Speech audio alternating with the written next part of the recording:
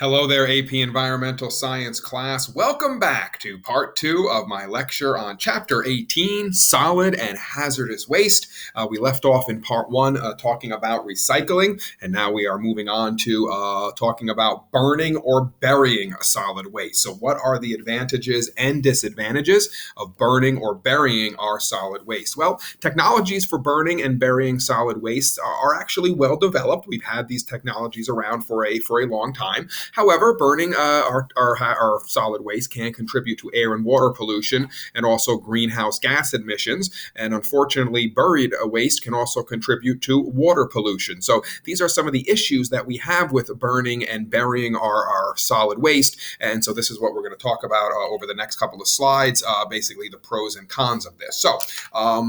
Heat released by burning trash can be used to heat water or interior spaces. So this is a waste to energy incinerators. They actually produce electricity. So this is an advantage, obviously, of burning solid waste. You put your this solid waste in these special waste to energy incinerators, and as you burn the waste, obviously create heat. That then what does do? It produces probably has some water that produces steam that then runs a turbine that then can produce electricity. So we can actually get some electricity out from burning our solid waste. However, landfills emit more air pollutants than modern waste-to-energy incinerators. So again, talking about burning, the modern waste-to-energy incinerators emit less air pollution than actually just landfills just sitting there.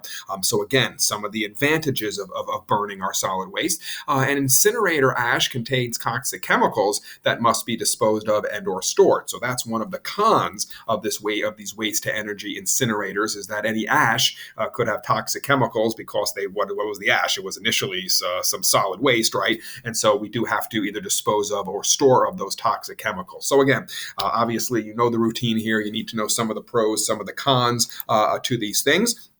So this is one of those waste-to-energy incinerators that I just talked about with actually pollution controls. And again, it burns mixed solid waste and then can produce energy via steam. So again, here comes your dumpster, right? Throwing the waste, the garbage truck, throwing the waste into the waste pit. The waste then gets picked up. It gets burned. There you have a boiler with water. Again, the boiler is getting hot from the furnace. That then produces steam. That then runs a turbine that then can produce electricity. You'll notice some of the dirty water, that bottom ash then gets kind of moved out and eventually put into a truck where then it does have to be disposed in a landfill or used as some land cover. But again, if you send some of the dirty water to a waste treatment plant, that water could potentially be cleaned and then put back into the environment. And then again, any of that bottom ash or that fly ash would have to be disposed of somewhere. So again, there are advantages to these waste to energy incinerators. A lot of pros, but also some cons as well. So make sure you understand those. So again, here are your advantages and disadvantages in chart form for you. Waste to energy incineration advantages: reduces our trash volume, produces energy, concentrates hazardous substance into ash for burial. So while that's an issue, it's also a positive because we have all the hazardous substances concentrated, and so we can deal with them. And the sale of energy actually reduces cost. Disadvantages: expensive to build. It does produce that hazardous waste, that ash that we do then have to store or dispose of somewhere.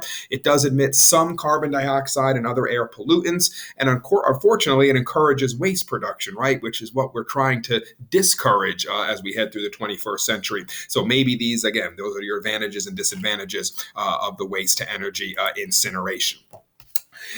Critical concept here just talks about environmental justice. Just understand what that is. Environmental justice is the idea that all people are entitled.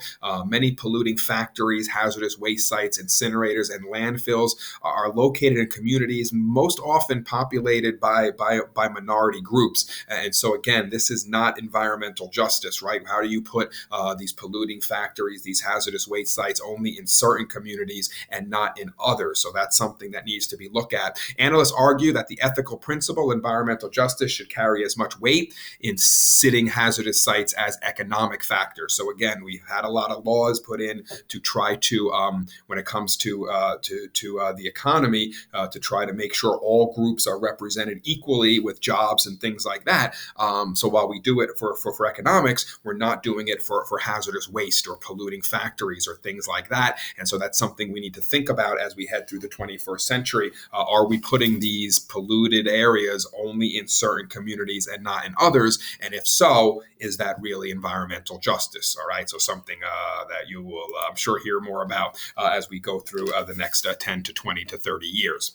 All right. So continuing to move on, we just talked about burning solid waste, the advantages and disadvantages of it. Now we're talking about burying our solid waste. All right. And again, there are advantages and disadvantages to burying our solid waste. So what are sanitary landfills? They're special types of landfills that have compacted layers of waste between clay or foam. The bottom liners and containment systems collect leaching liquids. That's liquids that may be leaching down into the groundwater from the solid waste.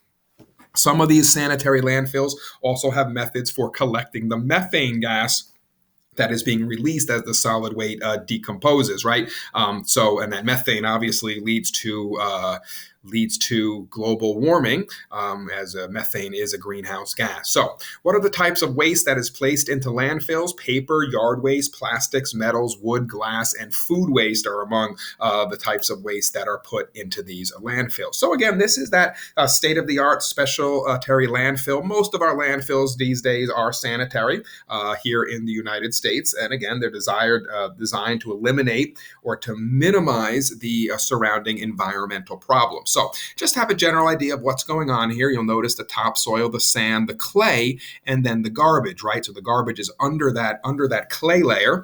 And this helps in any ground or any rainwater not necessarily leaching down into the garbage, which then leaches down potentially into the groundwater that is below the garbage, right? So that's why that clay layer is actually put above the garbage to try to help to keep rainwater and things like that out. You'll notice what we have here, right? So here's the compacted solid waste. You also have now this liner underneath the solid waste with these pipes. So what happens is clay and plastic lining prevent leaks, pipes collect any leachate or any water that has leached down, that has now toxic waste in it or polluted water because it went through the solid waste here, right? Now gets basically collected, moved out with these pipes and collected somewhere where then it can be cleaned. Maybe it goes to a wastewater treatment plant or something like that. But you'll notice here's the groundwater down here. So the idea is to make sure that none of this material under that leached water gets into the ground. So that's why we have this liner here again, and then sand and a synthetic liner, and then more sand, and then clay to try to make sure that none of that toxic polluted water coming down through the compacted solid waste here makes it into the groundwater. So that's the idea. Again, the leachate is pumped into a storage tank for safe disposal, maybe at a treatment plant somewhere, right?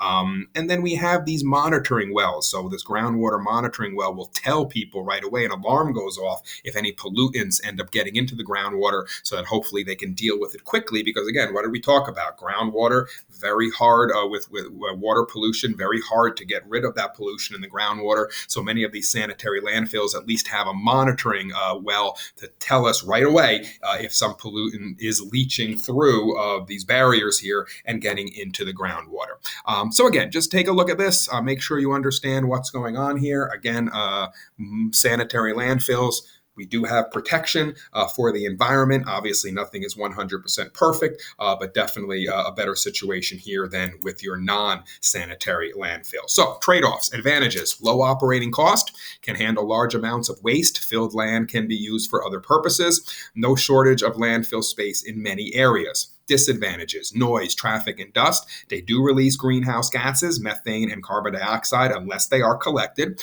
Output approach that encourages waste production. So basically it says, hey, we have this place to put it that encourages the waste. Again, we're trying to discourage waste. And eventual leaks can contaminate groundwater. All right, so that's something that we have to think about when we look at the disadvantages of burying our solid waste. Now, Unfortunately, there are open dumps. Now, again, here in the United States, we don't really have these open dumps, but in a less developed countries, these open dumps are widely used. And basically, they're just an open field or large pit where they throw their garbage. There's no system to catch to try to prevent groundwater pollution. There's no system to try to collect methane or carbon dioxide to minimize air pollution. There's none of that. So again, these are just called open dumps. And unfortunately, in a lot of these underdeveloped countries, they're actually burned. They actually burn these open dumps because when they get too full, they don't have anything, they don't put nowhere else to put their garbage, so they burn the garbage, right? The problem is, look at all that toxic waste, toxic pollutants going into the atmosphere. So you're really polluting the atmosphere. Again, think about how we burn our, right? We did it in the United States in those waste to energy incinerators, where we're trying to minimize, right, what we're seeing right here in this picture. But unfortunately, with these open dumps in less developed countries, they just burn them to get rid of the garbage, and all those pollutants now are in the atmosphere. So obviously not what we want to do. We want to try to stop that. And what do we need to do? We need to go over to the underdeveloped countries and teach them how to create these sanitary landfills that at least have a chance to help keep the environment clean. All right, so how should we deal with hazardous waste? Well, we need a sustainable approach, right, to hazardous waste. That's really the whole gist of this course, right? We need to our sustainability. So when it comes to hazardous waste, we need to produce less of it. We need to reuse or recycle it. We need to convert it to less hazardous materials, and we need to safely store what is left. So these are the sustainable approaches that we need as we go through the 21st century. So what are our best practices? Obviously, produce less garbage, right? Produce less hazardous waste. If we can figure out how to do that, and we talked about that in this lesson, this lecture, and really throughout the course, how do we just produce less, right? So we want less trash. How do we need to convert as much as possible to less hazardous substances, and we need to put the rest in long-term safe storage. So those are our best practices. So integrated hazardous waste management, all right, suggests these priorities. The U.S. National Academy of Sciences suggested these priorities for dealing with hazardous waste. Again, more of this integrated management. So first, we need to produce less hazardous waste, change industrial processes to reduce or eliminate that hazardous waste production, and then recycle and reuse hazardous waste.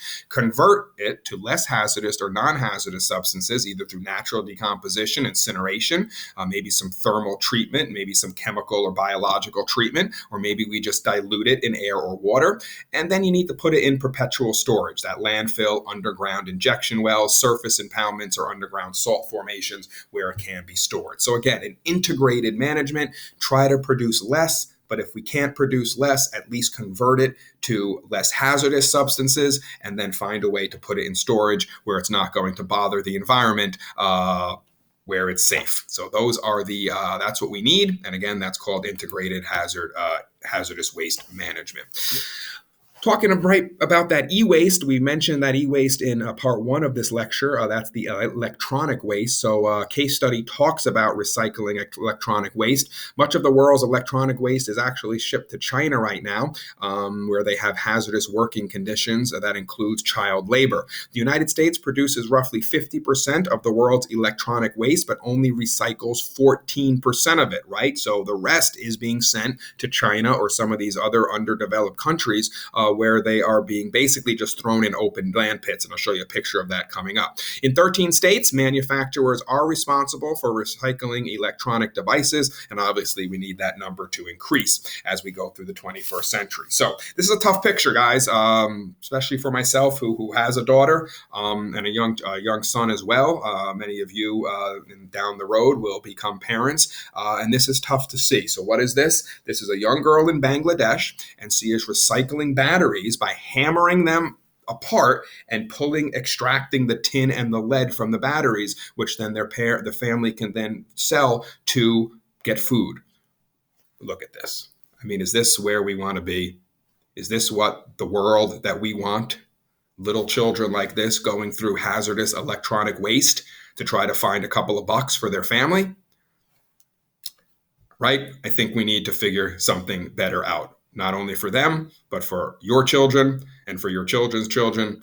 All right, we need to figure this out. this shouldn't be happening. All right. And so that's why you're taking this course. And that's why you guys are the next generation heading out there. You're going to start running the world. Fix this. All right. For me, do it for me. Thanks. All right. So let's talk about detoxifying that hazardous waste. All right. So one of the ideas, right, in that integrated waste management is to detoxify it, or basically to turn it into something that is not as hazardous. So there are physical methods, chemical methods. There are biological methods. We'll talk about remediation, all right, and some remediation as well that we'll talk about. And then there's something called plasma gasification, which actually incinerates using a plasma arc torch. We'll talk about that a little bit as well. So some of the advantages, right? Let's talk about this plasma arc. What is this? Well, you can see it. It's this kind of fire, this plasma coming out of a tube that actually can burn and detoxify, get rid of some of this hazardous waste. The advantages: it produces a mixture of carbon monoxide and hydrogen that can be used as fuel. It's mobile, so you can move it easily to different sites, right? It's just this kind of tube, but which is fire coming out of it, and it doesn't produce any toxic ash because it just incinerates the stuff, gets rid of it so quickly. Problem: a lot of high cost. It does produce carbon dioxide and carbon monoxide, which are air pollutants. Can also release particulates and chlorine gas into the air. Can vaporize and release toxic metals and radioactive elements. So unfortunately, the plasma arc, a lot of disadvantages right now, but if we can figure out a way to use it more safely, I think the advantages may end up outweighing the disadvantages, again, when it comes to detoxifying hazard waste using something called that plasma arc. All right, so how are we going to store this hazardous waste? So that's what we're going to talk about next. Well, again, you got to bury it on land or in a long-term storage facility. Most widely used method today due to the low cost. All right, again, using landfills. There's also something called deep well disposal. We can throw it way down into the ground in deep wells. Surface impoundments like lined ponds, pits, or lagoons. The key there is that they have to be lined at the bottom with some type of something that will prevent any hazardous water that's polluted from leaching through and getting into the groundwater. And we need to secure hazardous waste landfills, but unfortunately that is expensive. So let's talk about this deep well disposal. Again, you'll notice it's basically a deep well that puts disposal way under the ground. The advantages: it's safe if the sites are chosen carefully. Waste can often be retrieved if we have to pull it back out, and actually the cost is rather low. Problem: leaks can occur from corrosion of the well casing. So while you have this well in the ground, if it ends up after 30, 40, 50, 100 years corroding, you could get now leaks right out into the groundwater. It does emit carbon dioxide and other air pollutants, and the output approach, again, it encourages waste production. It's saying, hey, we have this way to store your waste, so bring us your waste. No, that's not what we want to do. We want to say stop making waste, right? So when you have this deep well, because it works and it's low cost, and unfortunately encourages more waste production. So what about these surface impoundments, right? These are talking about lagoons or lakes. So advantages: low cost.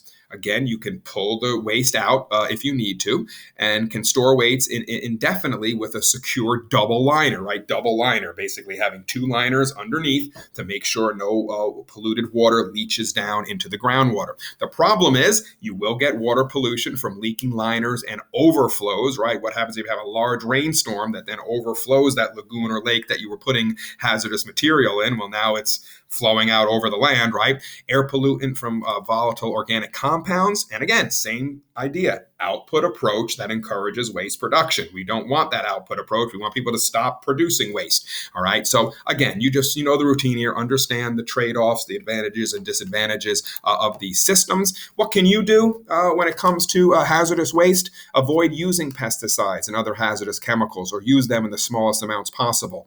Use less harmful substances instead of commercial household cleaners. Do not dump pesticides, paints, solvents, antifreeze, etc. down the toilet or down the drain or into the ground or into the garbage, because it's just going to end up in the groundwater somewhere. And do not throw old fluorescent light bulbs, which contain mercury, into regular trash. Most communities and home product retailers offer free recycling. I don't think we have a lot of those around anymore, but just something to think about. All right, so understand now this case study in this chapter talks about high hazardous waste regulation in the United States. And so you definitely need to know about these acts. So the first one is the Toxic Substance Control Act. Second one, 1976, the Resource Conservation and Recovery Act, known as RCRA. Basically, in this act, the EPA, the Environmental Protection Agency, sets up standards and gives permits. It is, though, a cradle to grave type of act. So again, we want cradle to cradle. Remember that in part one. So this is a cradle to grave, and it only covers about 5% of the hazardous waste produced in the United States. It doesn't cover the other 95%. So in 1980, they came up with the Comprehensive Environmental Compensation and Liability Act, called CERCLA. Basically, there's a priority list. In 2016, 1,323 Superfund sites were basically out there, were identified, but only 391 of them were cleaned. And unfortunately, the pace of the cleanup has slowed as the funding has been discontinued, or at least has been lessened. So again, the CERCLA basically says, here's our priority list. Here are all these areas that are polluted around the country. We're going to go in and clean them up. But unfortunately, it's not working as well as it should be working because there's not enough money to actually do it. So unfortunately, what you're going to find out in life is that if there's not enough money, it's not going to happen. And that's sad sometimes. Laws encouraging the cleanup of brownfields and abandoned industrial sites. That's basically what we're looking at here, okay, are these industrial sites. So hazardous waste can be isolated and stored in a secure hazardous waste landfill. Again, sorry, guys. So know something like this, okay? This is your hazardous waste regulation. Again, putting these landfills into play, that we have to have these hazardous waste landfills. So again, here's the water table. Here's the earth, here's your clay, your impervious clay layer, and then here you have all the hazardous waste basically stored in these drums underneath the ground, with the hope that if the drums do leak, that the clay layer will stop it, and then if for some reason it doesn't, there's your groundwater monitoring well that tells us if there is pollution, so we can go down in there and figure out what's going on. So again, just understand how this works. And what we're looking at here are just leaking barrels of toxic waste, right? This is not good. And this is what ends up getting into groundwater and into soil and ends up degrading the environment. All right, so how can we shift to a low waste economy? Again, we've talked about now in this chapter about all these ways that we can deal with our solid waste, right? Recycling, burning it, burying it, using a plasma arc on it, all these different things, storing it. But the whole idea is to shift to a low waste. Again, most of those things that I showed you, those solutions, the one disadvantage that all of them seem to have was that they promote this output. They promote waste, right? Because they say we have ways to take your waste, so produce more waste, and that's what we don't want. So requirements of shifting to a low waste economy: we need to reduce our resource use, we need to reuse and recycle most solid and hazardous waste, and this must happen at local, national, and global levels for it to be effective. So citizens can take action. Many citizens have acted to oppose construction of incinerators, landfills, treatment plants, and chemical plants in their backyard. Argument: something must be done with the hazardous waste, but the counter argument is focus on producing less. So when people say we need to put that landfill in your yard, your backyard, you say, I don't want that landfill in my community. Then the person comes back, well, where are we going to put all this garbage? And then you come back and say, let's stop making the garbage. That's the key. Okay, we need to figure out how to stop making it. So here are some international treaties that were enacted to try to help reduce hazardous waste. 1992 was the Basel Convention. That's Switzerland. Bans participating countries from shipping hazardous waste to other countries. 2000, we had the Stockholm Convention on Persistent Organic Pollutants. And in 2020, Sweden actually banned hazardous chemicals that will become effective. They banned hazardous chemicals, and they actually, Sweden places a burden on industries to show that the chemicals are safe. So kind of the opposite. We kind of say, all right, let's use this chemical, and then maybe if we can prove, or if it shows harm, we'll do something. In Sweden, you can't use it until it's actually proven safe, and that ban came into effect in 2020, so just a couple of years ago. So again, we need to encourage reuse and recycling. Remember the 4 R's that we talked about in part 1 of this lecture. Factors that hinder reusing and recycling, unfortunately, market price does not include the harmful cost, right? So people just throw stuff out because it's cheap. If you included the harmful cost, that full cost pricing, people may think, maybe I don't want to throw this out. Maybe I want to reuse or recycle it because it's too much money to buy new. The economic playing field is uneven, right? Because some people are rich and so can just keep buying stuff. Some people are poor and so they can't. And so we have that uneven economic playing field. And the demand for recycled material fluctuates. So it's not that there's always a demand, and that could lead to people not reusing or recycling as much as they can. So what can we do? Governments can increase subsidies for using recycled material, maybe require the government to purchase recycled products. And again, we talked about that fee per bag waste collection system. Basically, you pay for the amount of waste that you are creating. So either you're as a homeowner or as a factory, right? The more waste you create, the more you pay. The less waste, the less you pay. And so again, if your bottom line is affected, well, then that may encourage you to create less waste. And reuse and recycling does present some economic opportunities, right? Yard sales, secondhand stores, eBay, Craigslist, right? Ways to sell stuff back to other people if you're not using it. Free cycle network, for instance, and upcycling, which means recycling materials into products that actually are higher value, so you can actually make more money, right? Take something that was $5 to buy, recycle it, sell it for $15, right? There you go. That's called upcycling, and you can actually make some money. So, low waste economies, zero waste movement. Some restaurants, corporations, and others have dramatically lowered their waste outputs. Key principles: everything is connected. There is no away, right? We can't throw stuff away because we are here on planet Earth together.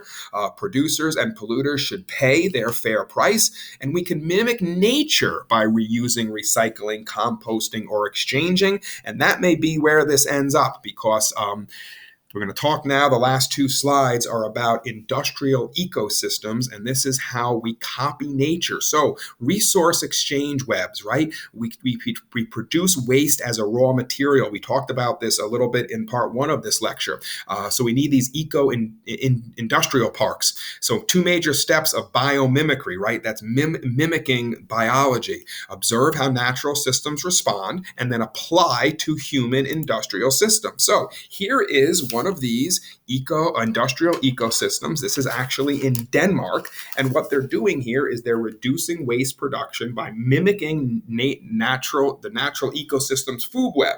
All right. And this basically means the waste of one business is the raw materials for another. So let's take a look at this real quick, right? So we have an electric power plant in the middle, right? It produces waste heat. Well, that waste heat is used to heat area homes. It produces fly ash, right? That's some kind of, that's that toxic ash, right? Well, that is used by a cement manufacturer to make cement. Here comes more waste heat into fish farms to keep the water warm, right? Fish farms produce sludge. Well, that sludge can go to local farmers to use as fertilizer on their fields. Same with the pharmaceutical plant, right? Here we have some greenhouses. Here's an oil refinery that makes surplus sulfur. Well, instead of just throwing that into the environment, well, here's a sulfuric acid producer that will take that sulfur and make sulfuric acid.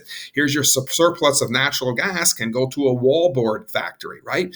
Here we have some waste calcium sulfate. Again, the wallboard factory can use that. So the point is here, if we mimic nature, again, in nature, we talked about there's very little waste, right? I think that's how we started this entire chapter. Everything in nature is used, right? When a living thing dies, decomposers come in, they use that to feed themselves. They then decompose it into fertilizer, which then gets used to grow the new plant, which then the animal eats, and then the bigger animal eats that, and then they die, and the whole process starts all over. Well, we need to do that with our industry as well, meaning when there is no waste, meaning if your industry produces waste, make sure that waste goes to another industry that can use it as raw material, right? And in this case, if you follow this and use Mother Nature Nature as an example.